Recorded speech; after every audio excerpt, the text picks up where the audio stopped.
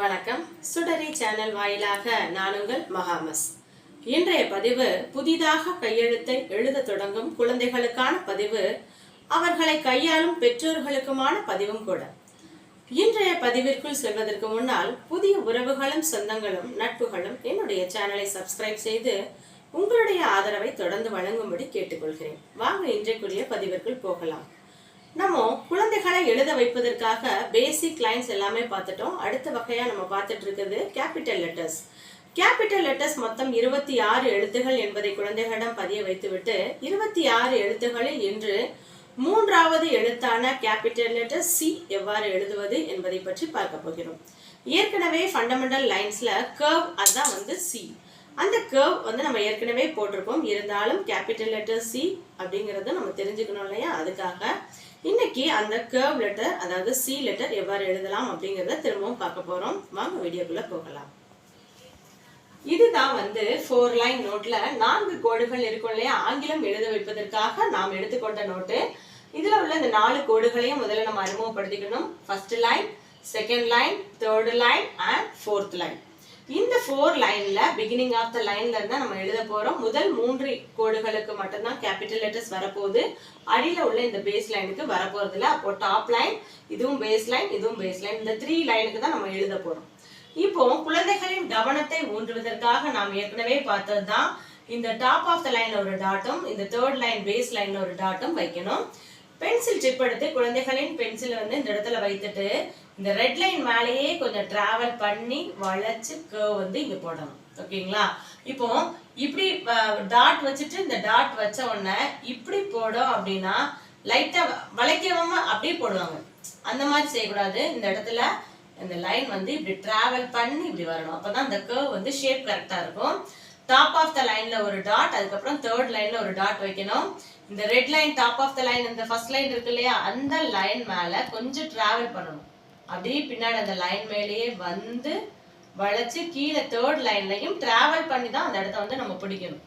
அப்படியே எடுத்த உடனே வளைக்க முடியாது. ஃபர்ஸ்ட் லைன்லயும் தேர்ட் லைன்லயும் டாட், இந்த ஃபர்ஸ்ட் லைன் ரெட் லைன் இருக்கு இல்லையா? இதுல கொஞ்ச நேரம் அப்படியே லைன் மேலேயே அப்புறம் தான் வளைத்து இந்த இடத்துல தொடணும். அப்பதான் அந்த சி கரெக்டான பொசிஷன்ல இருக்கும். இந்த டாப் ஆஃப் த லைன்ல ஒரு டாட் வச்சிருக்கோம், தேர்ட் லைன் பேஸ் லைன்ல ஒரு டாட் வச்சிருக்கோம். இந்த டாட்ல பென்சிலை பின்னாடி கொண்டு அப்படியே வளைத்து இந்த இடத்த நம்ம தொடும்போது சி அப்படிங்கிற லெட்டர் நமக்கு கிடைக்குது. இதுதான் கர்வ் கூட. கர்வ் தான் சி. ஓகேங்களா?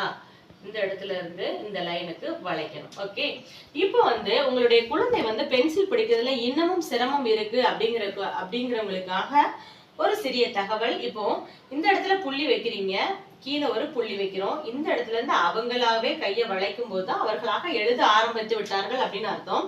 எழுத தெரியல, இன்னமும் பென்சில் பிடிப்பதில் கொஞ்சம் சிரமம் இருக்கு அப்படின்னா அவர்களை கையில் பென்சிலை கொடுத்து ஏதாவது கிறுக்கல் அப்படிங்கிறது, ஸ்கிரிப்ளிங் அப்படிங்கிறது ரொம்ப ரொம்ப யூஸ்ஃபுல்லான ஒரு விஷயம். எதுக்குன்னு கேட்டீங்கன்னா, பென்சிலை பிடிப்பதற்கு அவர்களுக்கு மிகவும் உறுதுணையாக இருக்க வேண்டிய விஷயம்தான் இந்த கிறுக்கல். ஏதாவது ஒரு ரஃப் நோட்லயோ ஒரு காலியான நோட்டை கொடுத்து அதுல கிறுக்கல் அப்படிங்கறத அவர்களின் கை பென்சிலை அழுத்தமாக பிடிப்பதற்கு இது மிகவும் உதவும். இப்போ டாட் வச்சுட்டோம், அவங்க பென்சிலும் அழுத்தமா பிடிக்கிறாங்க, அவர்களால எழுத தெரியல அப்படின்னா அவர்கள் பென்சில் வைக்கும் போது அவர்களின் கையை நீங்க இந்த இடத்துல பிடிங்க. இல்ல இங்க பிடிச்சாலும் அவன் எழுதலைன்னா இங்க லைட்டா அந்த பென்சில் மேல நீங்க அழுத்தம் கொடுக்காம பிடிச்சிட்டு அதற்கு அடுத்தபடியா அவர்களாகவே வளைக்கும்படி செய்யணும். நம்மளுடைய அழுத்த ஃபோர்ஸ்ல நம்ம எழுத வச்சுட்டோம் அப்படின்னா அதே பழக்கத்துக்கு தான் குழந்தைகள் பழக்கப்படுவாங்க. அவர்களாகவே எவ்வாறு எழுதுகிறார்கள் என்பதை பார்த்து விட்டு அதற்கு ஏற்ற மாதிரி நீங்க உங்களோட கைய இந்த இடத்துல பென்சில் டிப்ப இந்த இடத்துல பிடிக்கிறவங்க அப்புறம் மெதுவா இங்க அப்புறம் இங்க பிடிச்சிட்டோம் அப்படின்னா அவங்களாவே தான் எழுதணும். நம்ம எக்காரணம் கொண்டும் அவர்களின் கையை நம்ம வழி நடத்தக்கூடாது. அவர்களாகவே எழுதுவதற்கு கொஞ்சமாவது முயற்சி செய்ய நம்ம என்ன செய்யணும், உறுதுணையா இருக்கணும். இவ்வாறு செய்யும் போது குழந்தைகள் அழகாக எழுதுவதற்கு முனைப்படுவார்கள். நீங்களும் குழந்தைகளாக மாறி உங்கள் குழந்தைகளை எழுத வைக்கும் பட்சத்தில் அவர்கள் எழுதுவது இன்னமும் எளிதாக ஒரு காரியம். ஏன்னா எடுத்த உடனே எழுதுவது அப்படிங்கிறது மிகவும் கடினம். அவர்களை நாம் கோபப்படுத்தினோமோ, அதாவது நாம கோபப்பட்டோம் அப்படின்னா குழந்தைகள்கிட்ட ஒண்ணுமே சாதிக்க முடியாது. குழந்தைகளோடு குழந்தைகளாக மாறி அவர்களை நாம் எழுத வைக்கும் பட்சத்தில் நம்மோடு அவர்கள் மகிழ்ந்து எழுதுவார்கள். இன்னைக்குரிய letter capital letter C. C for cap. நம்ம கேப் தலையில வைப்போம் இல்லையா, அந்த சி ஃபார் கேப். நிறைய வேர்டு இருக்கு. சி ஃபார் கேட் இருக்கு, சி ஃபார் கேமல் இருக்கு. நான் இன்னைக்கு போட்டிருக்குது சி ஃபார் கேப். இது என்ன லெட்டர்? Capital letter C. ஒரு லெட்டர் எழுதும் போது அந்த எழுத்தை வந்து சொல்லிக்கொண்டே எழுதும் போது அந்த எழுத்தை அவர்கள் மனப்பாடம் செய்ய முடியும். நம்ம ஏற்கனவே பார்த்த லெட்டர் என்னென்ன பார்த்திருக்கோம்? கேபிட்டல் லெட்டர் ஏ, ஒரு ஸ்லாண்டிங், அப்புறம் அகைன் டாப் போய் ஒரு ஸ்லாண்டிங், நடுவுல ஒரு ஸ்லீப்பிங் போடுறோம். இது கேபிட்டல் லெட்டர் ஏ. அதுக்கப்புறம் ஒரு ஸ்டாண்டிங், ஸ்டாண்டிங் மேல கை வைத்து ஒரு கர்வ், அகைன் அப்படியே ஒரு கர்வ் போட்டு கீழே வந்துடும். இது capital letter B. Capital letter B. அதற்கு அடுத்தபடியாக இன்று நாம் பார்த்தது என்னது? Capital letter C. சி எப்படி போட்டோம்? இப்போ இந்த லைன்ல இருந்து கையை பின்னாடி வளைத்து திரும்பவும் கீழே வளைக்கணும். இந்த 3 லெட்டர் நம்ம பார்த்திருக்கோம். ஏ, பி, சி. ஓகேங்களா? சொல்லிக்கிட்டே எழுதணும். ஏ, பி and சி.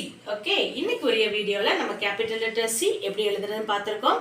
சி காண படமும் பார்த்திருக்கோம். இந்த எழுத்தை வந்து நீங்க அழகாக எழுத முயற்சி பண்ணுவீங்க, நான் முழுமையா நம்புறேன். இன்றைய வீடியோ இதோட நிறைவு பெறுது. நாளை மற்றொரு எழுத்தோடு மற்றொரு வீடியோவோடு உங்களை சந்திக்கிறேன். அதுவரை உங்களிடமிருந்து விடைபெறுவது உங்கள் மகாலட்சுமி ரமேஷ்.